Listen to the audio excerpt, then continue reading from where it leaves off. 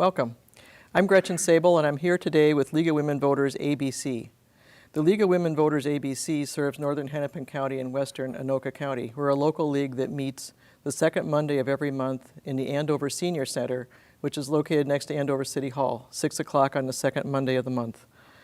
I think that if you're interested in a number of issues, you would be interested in League of Women Voters. We cover a large number of educational issues, and we also do advocacy on things like pollinators that we're doing today.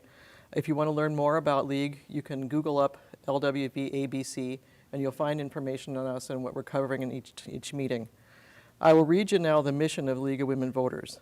The League of Women Voters ABC is a grassroots, nonpartisan organization that encourages informed and active participation in government and influences public policy through education and advocacy. The League of Women Voters does not support or oppose any candidate or political party. One more note, even though we are the League of Women Voters, we do welcome both genders, and so certainly we have male members and we would love to have more male members. So anybody that's interested in participating with us can do that, and you're welcome. Today we're going to be talking about pollinators, and it's kind of a different word to think about pollinators, but we're talking about honeybees, butterflies, and other flower-visiting insects that perform a vital function for our society and our life. These, what they do is they pollinate the flowers that bring us the food that we eat. And these insects are in trouble because of habitat loss, pesticide use, and diseases that are pushing their populations to the brink of failure. Biologists have been predicting for years that we might be facing a pollinator crisis, where there's not enough bees and other flower-visiting insects to go around. If this happens, yields of crops will decrease and the food prices will increase significantly. Some foods might even vanish from our shelves.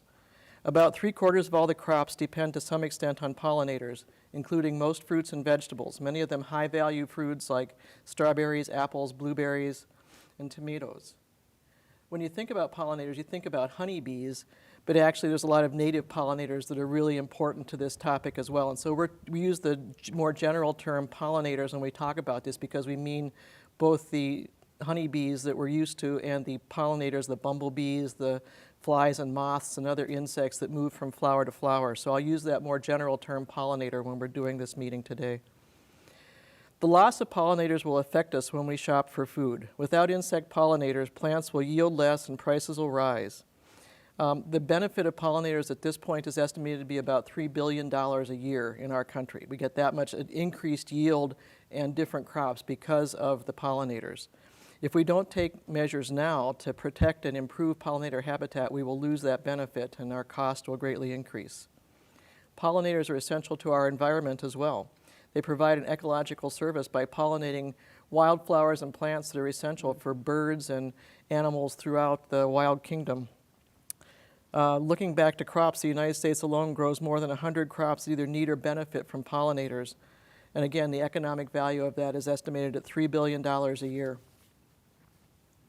A lot of attention has been focused on honeybees, and these honeybees, they pollinate commercial crops. They produce the honey that we use every day, and they're dying at an alarming rate. The state has estimated right now that about 1/3 of the colonies of honeybees die out each year. Most people don't know that honeybees aren't native to North America. They were brought here by European settlers. And so they're vital for the foods that the Europeans brought with them. But we also have our native pollinators that do plants that are native to North America, like cranberries, pumpkins, blueberries, things that were found here when the settlers came here. So it's important that we remember that we're looking at this whole spectrum of insects and that we need them to help us keep our way of life.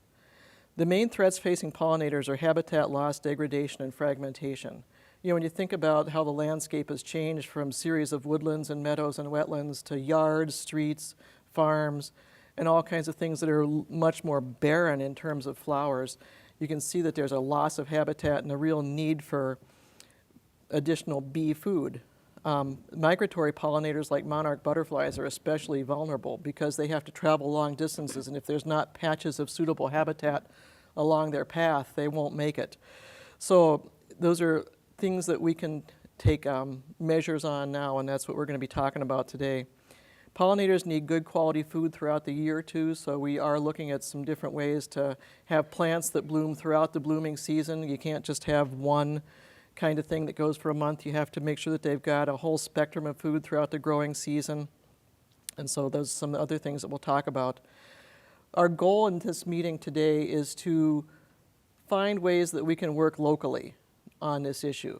There's actions being taken at the federal, state, and local level. We'll talk about some of those, but we really want to focus here on the local level. We have with us 3 speakers who represent some different areas here. I'll talk about that in a second. But locally, these are things that we can do today in our everyday decisions that we can work with our cities on. And we're going to ask the people that have come here today to sign up to be part of City B teams. Our goal is to have teams that work with the cities that the League of Women Voters ABC serves, which would be Champlin, Anoka, Ramsey, Andover, Blaine, Coon Rapids, Ham Lake, East Bethel, and to go to these cities and to say to the city people, the resource technicians, the mayors, let's find ways to manage our city lands without pesticides. Let's find ways to have more pollinator-friendly plantings in our parks and to manage our parklands so that there's more bee habitat.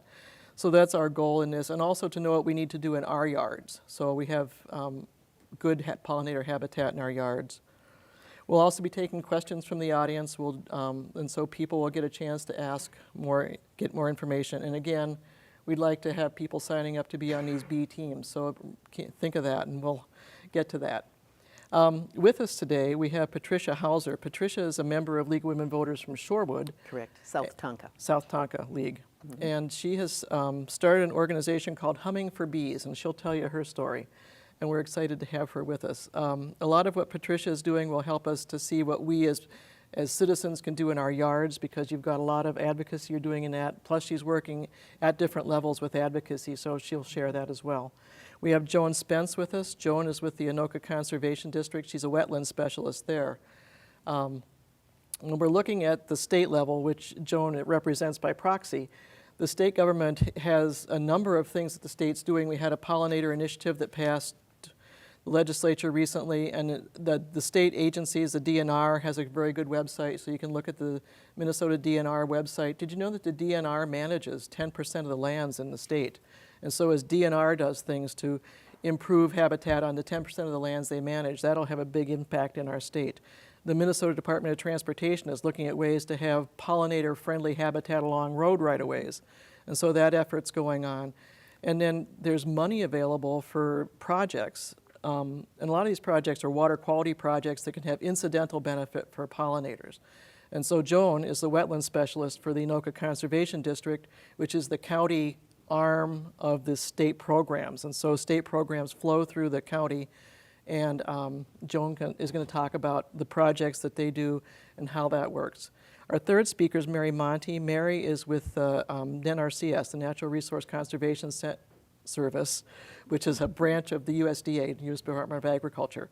And Mary works with farmers and other, well, big farmers and small farmers, I guess is the way to say that. We were talking before the meeting that a farmer doesn't have to be someone with thousands of acres of corn. It can be someone with a CSA kind of an operation or other kinds of places that make money from agriculture. And so Mary works with farmers and finding ways to build pollinator habitat through a federal initiative. So she'll talk about that. So there we go.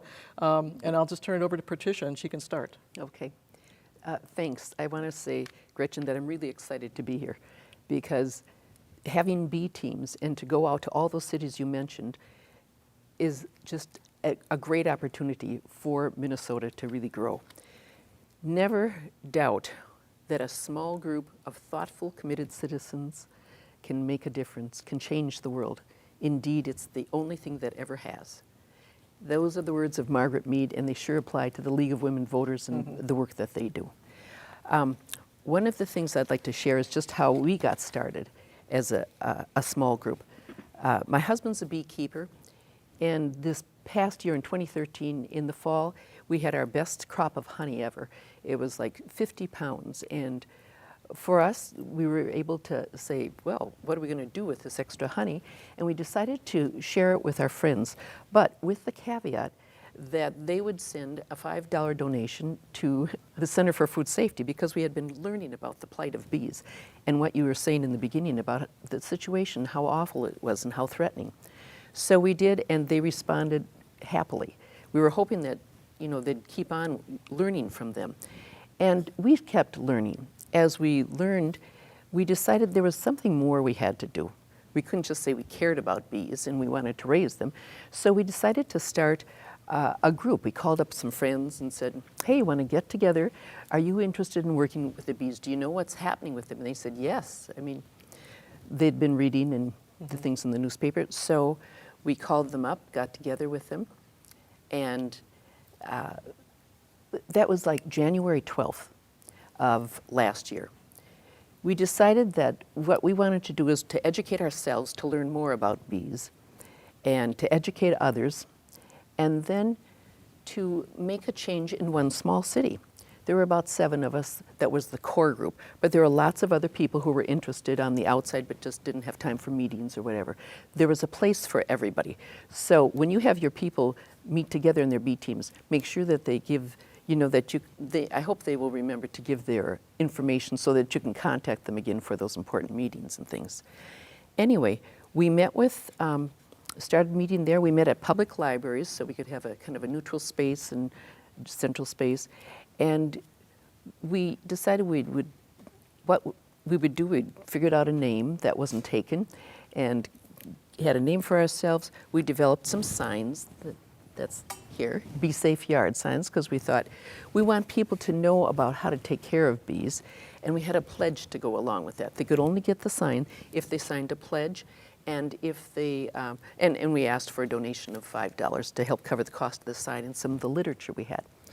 So we started with that, and we contacted the mayor, I think it was of Shorewood. We wanted to do it in one small city, so we thought Shorewood was a good place to start, even though we were from the West Metro area, and we had members from Minnetonka, from St. Louis Park, and from Shorewood. And he met with my husband and I, and we showed him a video of Dr. Marla Spivak's. Perhaps you've seen it. The Why Bees Are Disappearing. It's a 15-minute TED Talk. And then asked him for time. We didn't go into what we wanted for a resolution or what we wanted to have happen. We just said, we want time at your city hall meeting so we can tell people about this, tell the council about it, because we'd like them to pass a resolution. We saved that resolution until we got to the actual meeting. At that time, we had a PowerPoint, and we told them the situation with bees. One of the things we talked about, of course, was the systemic pesticides. Systemic pesticides are relatively new. I think they're like 20 years old or maybe a little older. They've been around for a while, but they're the most widely used pesticide in the world. Right now, in fact, imidacloprid is a member of the neonicotinoid family. That's a big, long word. It took me 3 weeks to learn how to say it. But I'm a former first grade teacher, so I broke it down. Neonicotinoid. Neonicotinoid. Then I practiced it for about 3 weeks. And we call it neonics for short. This group of systemic pesticides makes the whole plant a poison factory. The root, the stem, the leaves, even the nectar and the pollen are poisonous. The unintended consequence, of course, is that all kinds of critters are being affected. The butterflies and bees, the non-targeted insects are being affected. For honeybees and for wild bees, and there's like, I think I heard 20,000 species of bees worldwide. I think in Minnesota maybe there's 4,000. So there's honeybees and bumblebees. That's all I knew when my husband started beekeeping. Those 2 bees, I thought all bees fit there. No, there's thousands of wild bees, some that never sting, that are tiny, that are different sizes and different colors. They're quite magnificent, and it's really exciting. I know you mentioned Heather Holmes' book. Mm-hmm. That's a great book. It's on our website, by the way. Anyway, the systemic pesticides, with their neonicotinoids, they can be they can come around a seed so that the seed is coated, and if a bird eats the seed, they're in trouble. They get affected by this poison. And when it goes into the soil, it affects the soil. And the effects can stay for up to, months to years. Also, another way of having these systemic pesticides is by a soil, so seeds, soil drench, injection of the tree, or a spray. And so many other creatures are affected by this. Also, there's a drift that can happen. I was at the legislature hearing Steve Ellis from the western part of Minnesota. He's a beekeeper, a commercial beekeeper. He had many beehives lined up over one side of the road. On the other side of the road was a farmer planting seeds, and those seeds ended up having this little dust come off, and the dust drifted over, touched his beehives, the bees went down. He pulled out his cell phone and recorded it. And not all of the bees inside died, but that's how potent this is. And so for a bee, it means that maybe they can't forage well, they forget how to do their waggle dance to tell where the forage is, they can't find their way home, and they get really sick. When we first went to Shorewood, we had a very clear, simple little resolution. It was something, it just said really clearly that we wanted to turn areas into bee-safe areas, public spaces. And by the way, the only way, with a resolution, the city can't say that this will take place for all cities. It can only legislate for the particular city. And that's because in all but 7 states, laws have been passed such that only the state can decide what should be done on private land and public land both. And we also asked them to plant pesticide-free flowers, to not spray the bee food after they plant these pesticide-free flowers, to educate citizens about the bees' needs and their gifts, and to begin this spring to implement the resolution. Oh, one more thing, to publish a Bee Safe City progress report each year.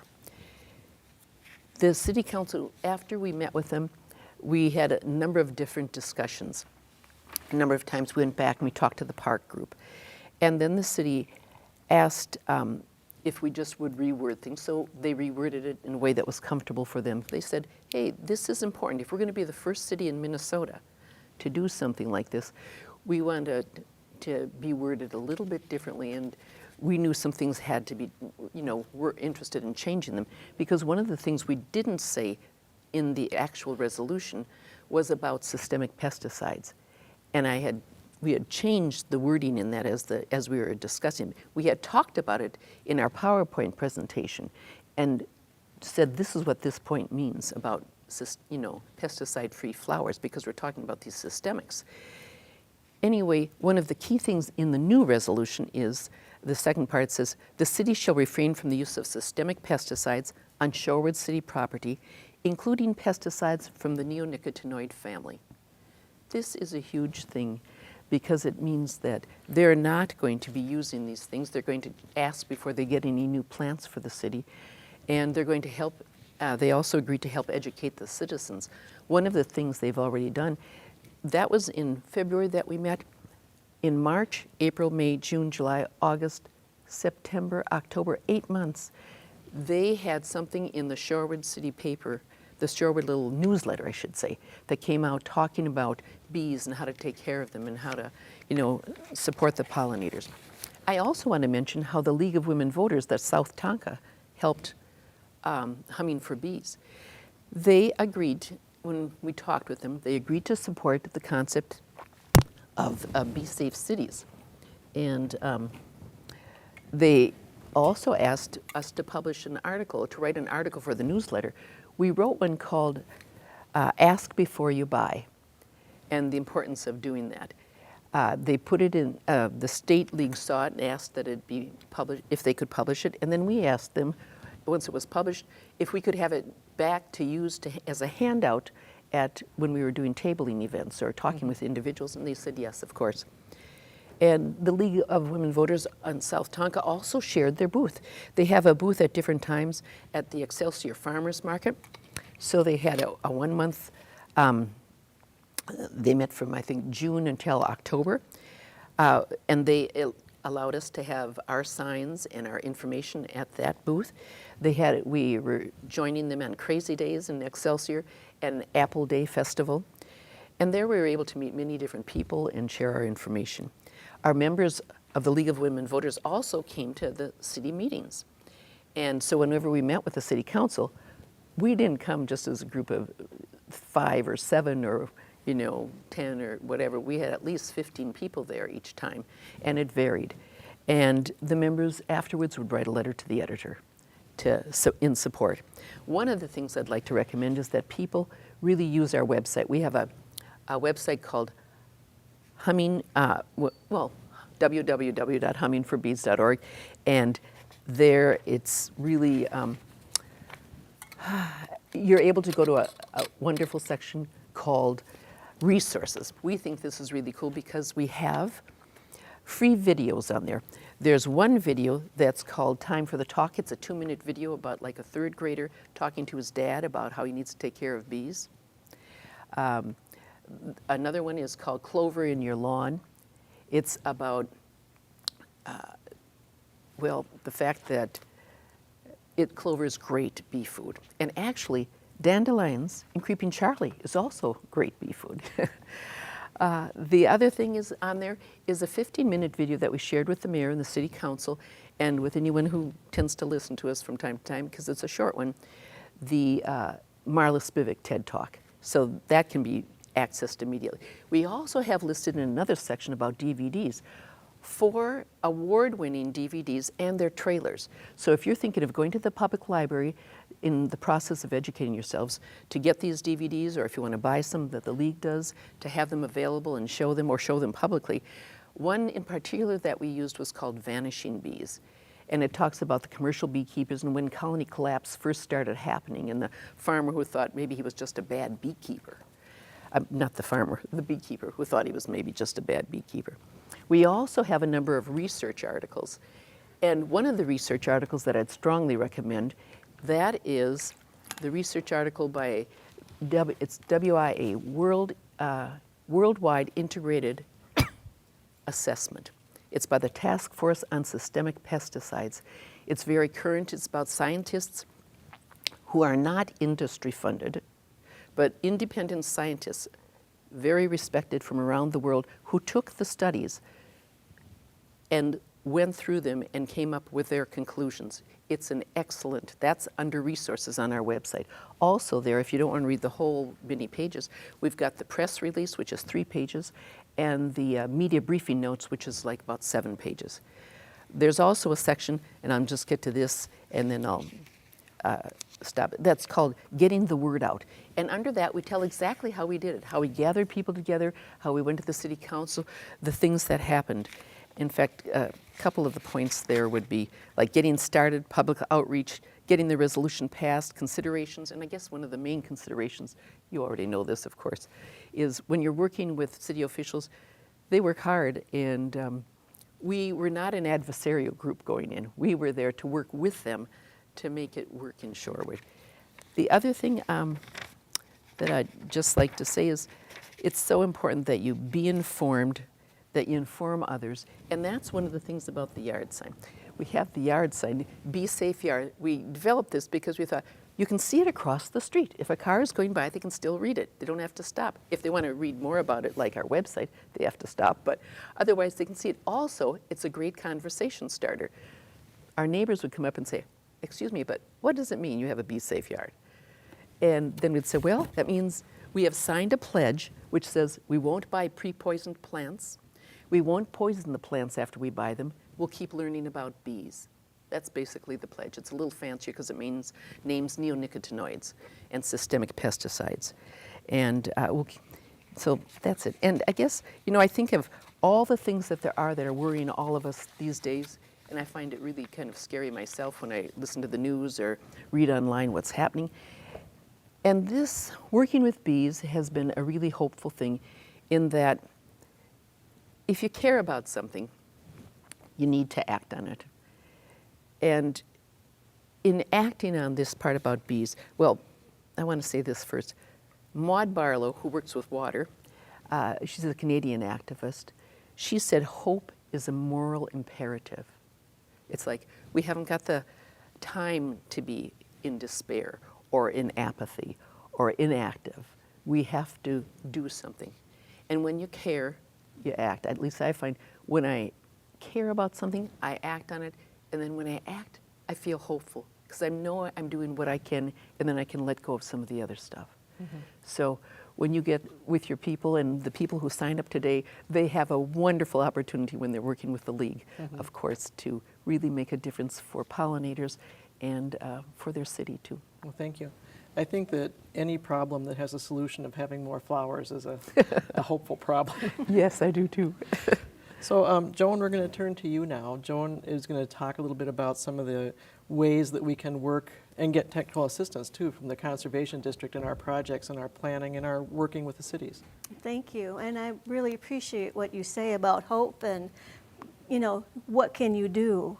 And I got started into this kind of conversation as a wetland specialist and doing wetland mitigation and native restoration, and then you were asking about funding. And there are many projects going on, and we also have a web page, the SWCD.org. And I really encourage you to look at those projects because it gives you an idea of the kind of things that get funded. And you will notice for shoreland stabilization, doesn't sound like pollinators, but what are you going to stabilize the shoreland with? Plants. And where are you going to find those plants? Native vegetation and grasses and flowering plants, shrubs, trees. And I've talked to native suppliers just around our office in Ham Lake, and they don't use more spray or pesticides because it doesn't make sense. You don't spend the money. But if we keep demanding that our plants have to be perfect, what are the suppliers going to do? So if we are more acceptable of ourselves with blemishes, we should be more acceptable of plants with blemishes, and I think that'll solve a lot of that problem. But getting back to native vegetation, a lot of the projects you'll see are water quality, stormwater management. Once again, how do you do that? By planting native plants, flowering plants. And we have many projects with rain gardens and like I said, shoreland stabilization and restoration. And then there's the watershed districts. Now that could be a project on a much larger scale. And I think if we go to and talk to our watershed districts, talk to our cities, talk to the folks that are mentioned in these projects that are already being funded, where else can we do this? Then we can keep that momentum going. And at the Anoka Conservation District, we have a lot of technical support for people. And once again, on our website, we have many different electronic brochures, and we talk about all these different practices that we support, and a lot of them are involving planting native vegetation. And I brought this book because I use it as my Bible. It's the native plant list for identifying native plant communities. And within each one, there's a list of the grasses, forbs, trees. And I want to encourage people, yes, flowering plants, that's the food source. But pollinators and all animals need habitat, need shelter, sources of water. So it's not just planting flowers, you have to plant the community of plants that naturally go together.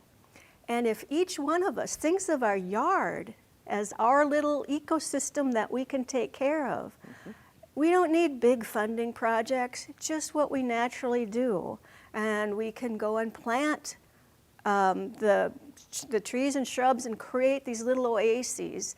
And if we all do that, we're creating a corridor between these larger parcels. And getting back to what you were saying about having bee-safe neighborhoods and then the continuum throughout the landscape. And I think we have to realize that each little thing we do makes a difference. If you back up, go in that airplane and look down from 30,000 feet, and you'll see that we're all pretty much connected. So if we need to kind of back off instead of just look at our little yard.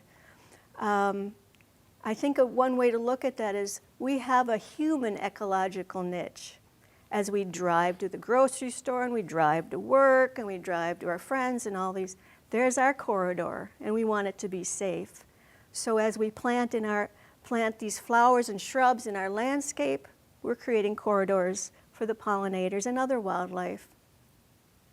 So I think that's the most important message that I have is please call the Anoka Conservation District. We're more than happy to provide our technical expertise. Look on our website for what projects are already there. See what where the funds actually go. And let's get together and see what else we can do. Thank you very much. One of the points that Joan made too is that the watershed districts have funding too for rain gardens and some of these projects. And so if you do have a project of a larger scale, we can see if there are ways that we can find nice. some of the funds to do that, which would be important to cities, I think, too. Now, Mary's with the federal government, like I said. She works for the USDA, U.S. Department of Agriculture, and she's going to talk to us some about how agriculture plays a role here. I think that when we think of pesticides, we always think that we should point the finger at farmers, and really it's all of us and the work that we do. We can all be part of the solution, and we can't necessarily say that any one part of it is bigger than the other. So, Mary, what is the federal government doing to promote healthy environment for honeybees? Okay, what we've been doing for years, we've been providing technical and financial assistance for planting pollinators, which would be your native grass and forbs and shrubs. Up until just recently, we have not concentrated on the honeybee. In 2014, there was a honeybee effort that USDA and the agency that I work for is Natural Resources Conservation Service had in one of our environmental programs. It's part of the Farm Bill program. It's our EQIP, which is, we have acronyms, so it's Environmental Quality Incentive Program. And this program was offered in 5 states. It was Minnesota, North and South Dakota, Wisconsin, and Michigan. And this year in October, the Secretary of Vilsack has awarded $4 million for those states for the 2015 funding. So this is very exciting for USDA, having a program that also provides the finances. And so what we're working with is different conservation practices that we've normally worked with throughout, it's like 20 years since I've been with the agency, but having more of a focus on honeybees. And for this program, you need to be an agriculture producer. And there is a few other eligibility criteria that needs to be met. They have to be in compliance with highly erodible land and wetland compliance. And if they are an ag producer and have an apiary, which is 5 boxes, within a mile from where they're planning on doing a practice, they would be eligible to sign up for an application. We do take applications throughout the year. We do have the last one for the 2015 funding is this Friday. But if somebody comes in after, we take the application, and that gives us time to work with somebody to find out, what are their needs. Just having the funding doesn't work unless it's a landowner's, it's their projects, and it has to be something that works for them and also works for our program. A couple of the practices are, if it's like a critical area planting, they can plant the native grass and forbs for honeybees. We do it with grazing, and what that would be is if you have pastures, is having some flowering plants, some of the clovers and alfalfas and things like that, and leaving at least a third of those pastures from grazing till after the bloom season. Doing hayland plantings is not harvesting at least a third of your acres till after the bloom. Planting trees and shrubs, red osier, dogwood, some of the berry trees and shrubs, a landowner can get cost share for doing that. There's, got a list, there was 11 core practices last year that were offered, and then there was some additional practices, like if you were doing a grazing system and you were going to, you had a pasture and you were going to block off a third of it. There was funding for doing the fencing, so you could do like a prescribed grazing system, have the livestock go through, but avoiding some of those areas. And then with this, there was wildlife habitat management was one of the practices, and they would need to do monitoring. And for Minnesota, each of the states were able to pick, how many times a month, or is it once a month, that they would be able to do the monitoring. Minnesota chose every 4 weeks that the producer would need to monitor, and that would be from July until the end of October when it stopped flowering. And what they would do is set up a transect, 2 transects for like a 20-acre field, and they would go through, and there's like a worksheet they would fill out, and it would be, these are the species that are planted. Say it was an introduced species, they had clovers and buckwheat or whatever. They would note that the buckwheat is 50% bloom, and they would just count the honeybees. And each time they would go through there, they would need to try to walk the same pace, because as you get on early in the bloom season, you're going to be having maybe less bees than you would during full bloom. So they want to be able to get an accurate amount. So this 100-foot transect, they estimate it should take about 10 minutes to walk, and you would just go through and count, okay, how many honeybees do they see? And through this initiative, USDA has worked hand in hand with the Xerxes Society, and we do have some videos for beekeepers to be able to identify quickly what are the honeybees and what are the native bees, because there are some species that look fairly close to each other.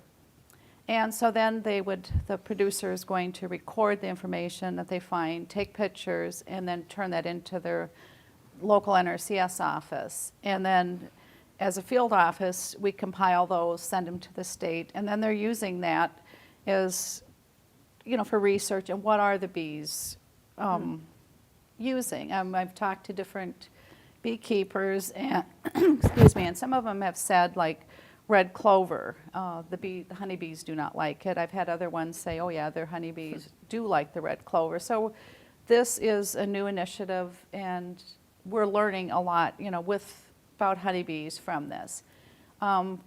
With all of our programs, we have limited funding, so the higher, we have usually scoring sheets, and the higher an applicant ranks, the more likely they're going to be able to be funded. And so what we do is, like say with that $4 million, all the applications go in one pool, and anybody who scores the highest, it'll just keep going till we run out of funding. And some of the ways that a person could increase their score would be, are they planting an annual, or are they planting a long-term native grass and forbs or shrubs, something that's going to be around for a while, they're going to score higher, or are they planting more species? Is it going to be like a 10 species of forbs, or is it going to be 30 species? And then we look at, within that species mix, what are the early bloom, what are the mid blooms, and what are the late blooms? So if you've got enough species for the bees throughout the year, you're going to score higher. So that's one of the things that we do work with. In the past, we've worked with a lot of larger agriculture producers, and over the last probably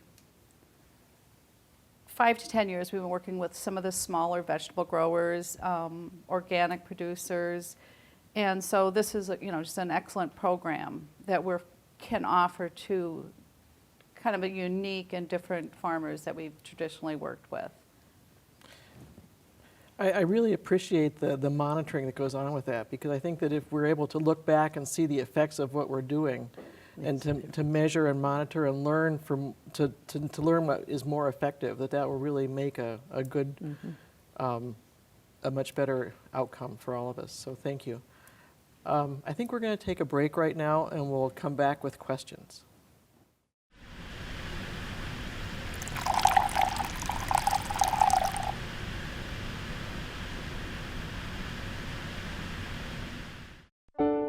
Allison is my friend. We met in school when we were younger and grew up together. We did everything together.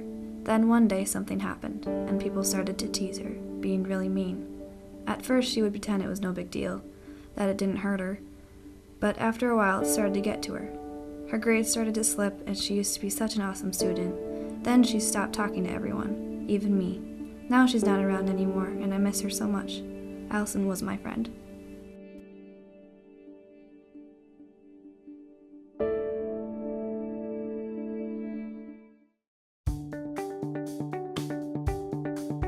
QCTV is an award-winning community media center. We inform citizens about the actions of their city governments. We connect residents to the events and activities happening in their own backyard. We engage others to provide local programming to our Channel 15. We innovate, offering live event coverage via our website and on-demand streaming of regular programs. We collaborate with local organizations for important community conversations. Most importantly, QCTV tells the stories that matter to the people who live, work, and play in the communities of Andover, Anoka, Champlin, and Ramsey.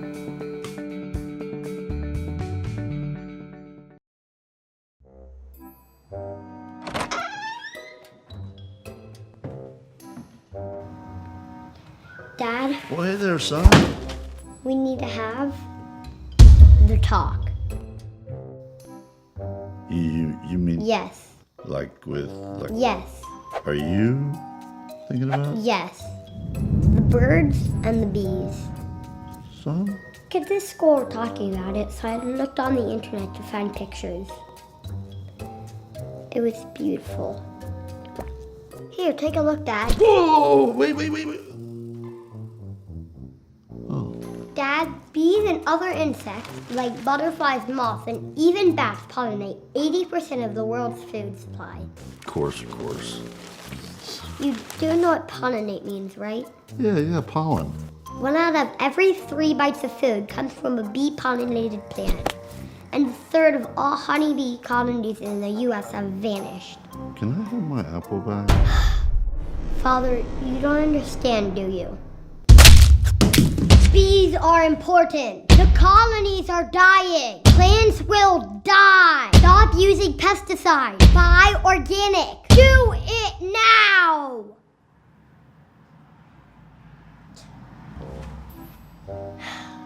Sorry, Dad.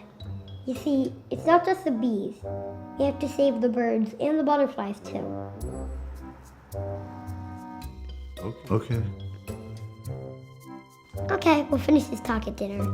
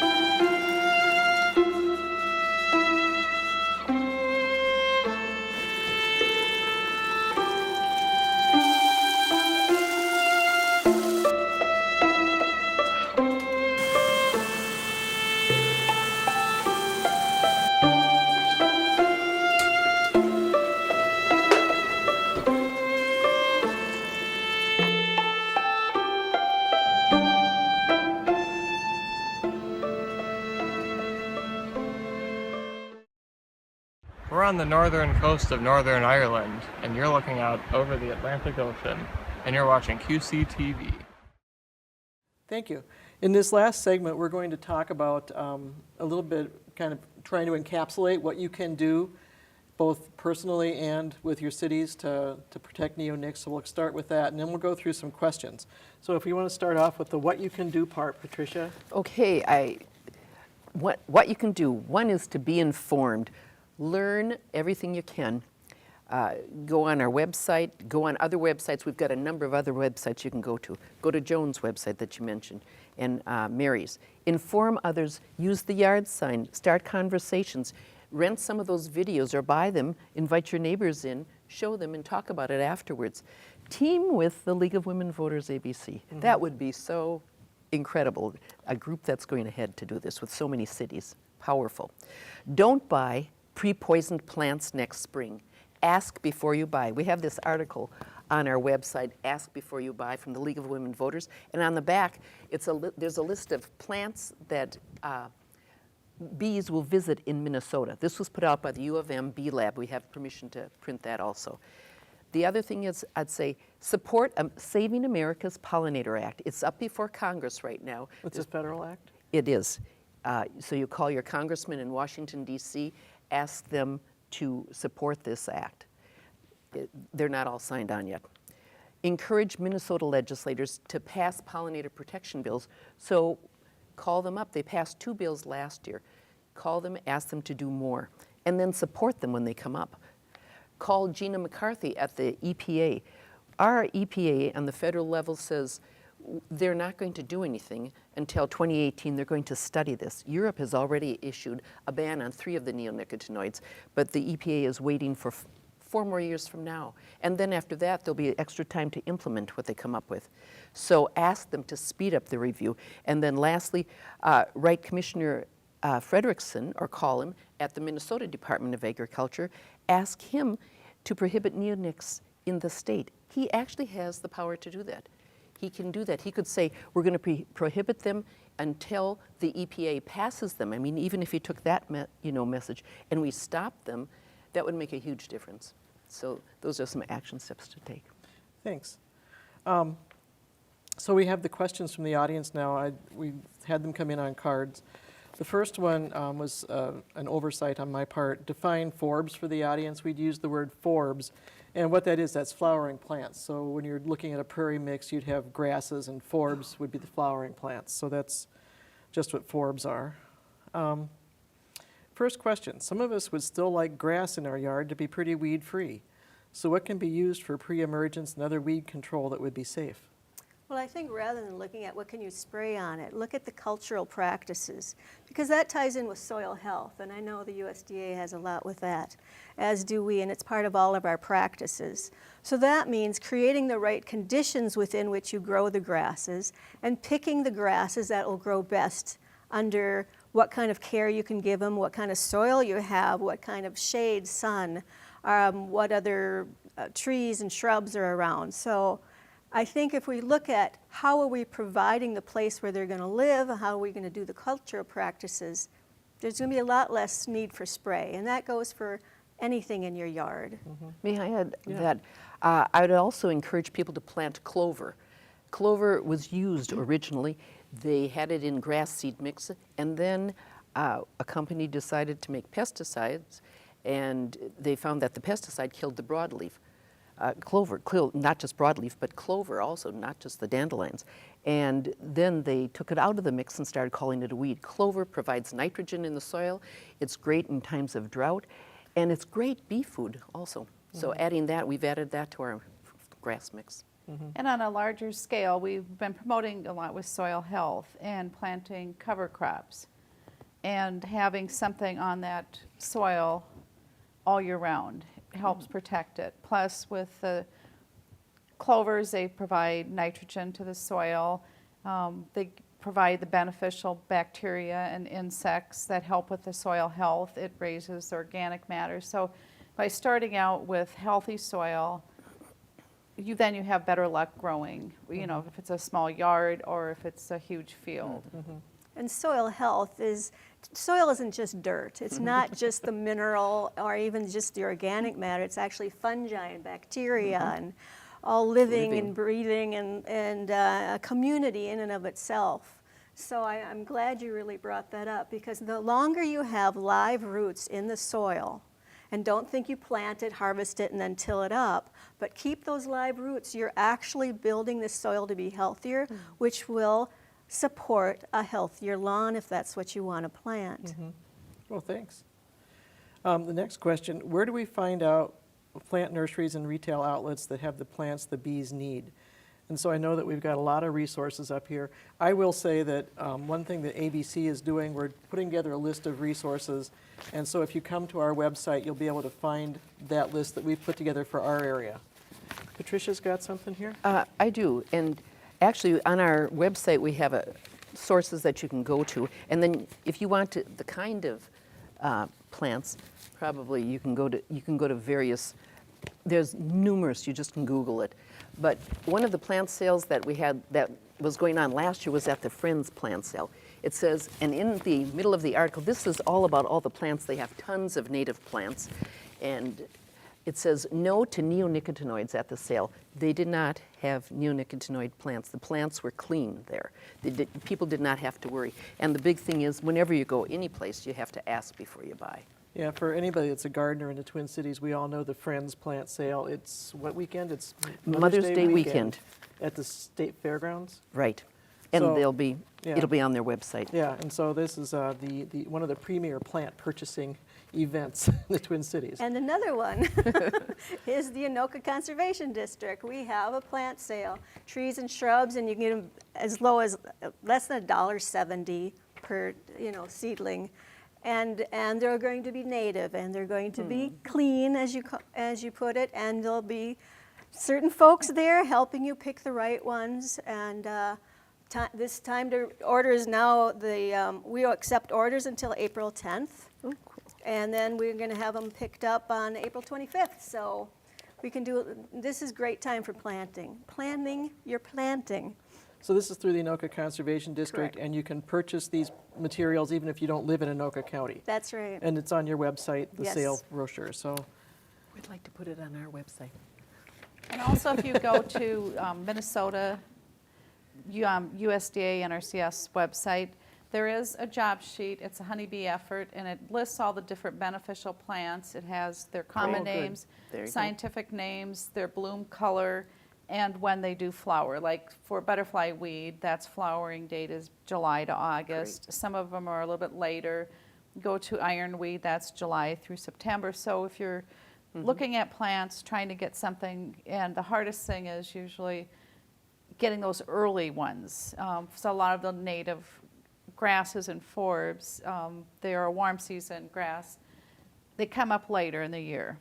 A lot of your introduced species, like your clovers and things like that, they grow early on. So then they do, provide some flowering. So if you're looking for just totally native flowers, try picking out ones that do bloom early in the spring and throughout the summer and the fall. And there's trees and shrubs that flower early in the season too. Right, yeah. So you don't have to just think of the forbs or the That's flowering right. plants. the next question, where do our native pollinators spend the winter? That's a real good question. It There's a- depends on what it is. I mean, a lot of the butterflies go down to Mexico. You've got bees that burrow into the soil. Some of the honeybees, they're in their boxes. So it depends on what it is. Right. Some stay here and some migrate. And some stay as different stages in their life. Some Yeah. overwinter as eggs, some Right. overwinter as immature and pupae and like that. I know too that there's things that we can do to help them overwinter. The Xerces Society has some resources on their website about ways you can build bee nesting materials, and so you can have artificial nests that these bees can use. And we'll get information on that on our website as well. Excuse me, Joan. One of the things they talk about too is not cutting stems way down yeah. and letting them go through the winter, because some of the bees can use that as a nesting site. It also gets more snow protection on your garden, so that's good. Here's a good question. What do you recommend for folks who find a bee or hornet nest in their yards and are concerned about safety? The natural reaction is to eradicate it with raid or hire a pest agency. What should they do? Well, I think your private your safety is more important than anything else. But there are companies that deal with pest management, and I think they would have a really good, safe way of moving that nest or hive. Also, the paper wasp nests, there is online a place where you can find and get a fake one to put it up, because they're very territorial. Oh. So if you put one up, they tend to go someplace else. The other thing I want to say about some of them is I have a friend, Nellie, who had one growing on her porch, and anyway, she decided to let it be there. And they just went about their business. And she even had her grandchildren saying, come out and sit down and be quiet, but you can watch them. And they did it through the year. It was a real learning experience. The yellow jackets are the ones, it's Yeah. not bees that you have to worry about. Bees It's sting, the they die. The wasps. And But Yes. the yellow jackets are a concern and in the fall, and then you have to figure out what it is you need to do. And I've heard of people digging out and putting boiling water at night in there, something like Yeah. that. And there's different ideas. In fact, on our website, there's a place called the Northwest Coalition for Alternatives to Pesticides, and they talk about that very thing. what Part you of the message there is that you need to make sure of what you're dealing with too. Right. So, you know, it could be yellow jackets, or it could be a harmless bee that you just see a lot of, and you actually want to have those harmless bees. And so make sure that you know what kind of an insect it is you're dealing with before you try to eradicate it. Is there any good way to control old-fashioned thistles that's safe for pollinators?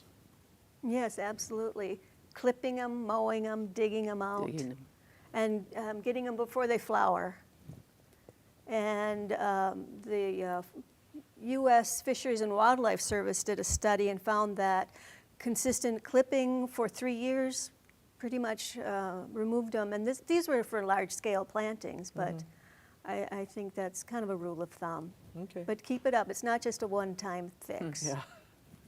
And then also for clipping it, if we've got somebody in our program, they've got a large acreage planted, and they are getting thistles while they're getting, the natives are growing. You've got to watch too for if you're going to go and mow it all down. You want to wait till after, if you can, after the primary nesting season. So, which is usually in August. So we usually recommend that if they can go out and spot clip them or spot spraying if it's needed. But a lot of times just keeping them under control and just, making sure that they're not heading out. There's times I've gone out in the field and somebody has a thistle problem that has really gone out of control and they're wanting to clip it. Well, if they clip it, you're going to be having so many seeds dispersed. They're better off just leaving it for that year and then the next year really trying to get a good handle on it and clip it before, and if they can just go out and mow it and just kind of watch and make sure that you're not, mowing a whole field during the primary nesting season is really important. Good. The next question, does mosquito spray that you put in your yard hurt pollinators? Insecticides kill bees. Insecticides and fungicides kill bees directly. That's herbicides kill bee food, like dandelions and creeping Charlie and some of the other flowering weeds that they'll kill. So I would say probably yes. Not probably. Yeah. The last question is, how can we get one of those yard signs? Oh, well, email us on www.hummingforbees.org. And today we have some, for anyone who is here in the audience, we'd be glad to figure out a way to mail it to you. It'll cost a little more for the mailing. So I think that those signs are a good way for people to raise awareness and that. So I want to thank everybody. I'm going to do a little summary here, and if there's something else you want to add while I'm summarizing, you certainly can do that. Some of the things that we can do, Patricia outlined them closely. Patricia outlined the things that we can do, and I think that what we need to think about is ourselves personally, our yards and maintaining our yards. I think that we need to think about advocacy with our cities. Our cities are an extension of ourselves, and so how our city manages our public lands are important. And so think about your parks. We can also approach the county about the libraries. There's a lot of public lands within our areas that can be managed nicely for pollinator habitats. So those are things that we want to start working on. You want to make sure that the plants that you purchase aren't treated, and so that's something that will be important to ask that question. Last year I went to a garden center. I said, were these plants treated with neonicotinoids? They said yes, and I said, okay. I left them sitting on the counter and walked out. And so that's the kind of thing you can do that's a real learning experience for those vendors, and that's important.